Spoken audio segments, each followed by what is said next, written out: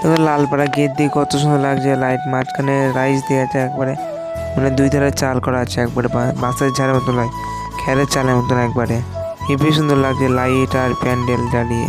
তারপরে কাকা আমাদের কাছে ড্রেসটা নিয়ে এসে বস্তায় বললো ড্রেসটা যেখানে আপনার পরিলাও গা। তারপর ড্রেসটা নিয়ে আমরা এই একটা লোকেশন ঘরে চলে এলাম, বলে এই ঘরে সাজো। তারপর আমরা এখানে লোক খাবে, প্যান্ডেল করেছে ভালো সুন্দর, কত সুন্দর লাইট ফাইট দিয়ে ঝাড় ফাড় দিয়ে একবারে। বন্ধু বলছে আমি ভোজ খাবো ভালো করে বসে বসে, সার্ফে বক্স লাগিয়ে এখন এখানে মানে অর্কেস্ট্রা হবে, স্টেজও করা আছে এইখানে, আবার সামনে স্টেজ বক্স সব লাইট ফাইট সব লাগিয়ে দিয়ে রেডি একবারে।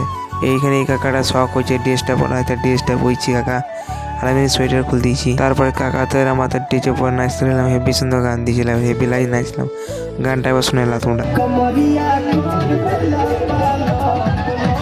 তারপর আমি এক প্লেট চিকেন পকোড়া নিলাম দিয়ে খেয়েছিলাম আর দেখছিলাম অর্কেস্ট্রা কত লোক নাচছে, আমি ফাঁকে নাচলাম কার্টুন সাজে, গরমে যে দেশটা খুলে দিয়েছি। তারপর আমাদের কার্টুন সাজা হয়ে যেতে কমপ্লিট, বস থেকে জামা প্যান্ট বাই করি, এই মাথাটা ভরতে মোটা মোটা ড্রেস ম্যাস ভরেছি, নিচে অর্কেস্ট্রা ছিলাম, কত লাগলো হেভি লাইটগুলো, হেভি লাগিয়ে দেখতে সার্ভে হতো। তারপরে তোমাদের দেখালাম বর বইয়ের ছবি তুলছে, কত সুন্দর হেভি সুন্দর সাজিয়ে এই জায়গাটা, আবার লাইট ফাইট দিয়ে একবারে কঠিন সাজিয়ে তারপরে আমরা চলে এলাম প্যান্ডেলের কাছে ভোজ খাবো, তাই প্যান্ডেলে দিচ্ছি কোনো ভিড় হয়ে আছে।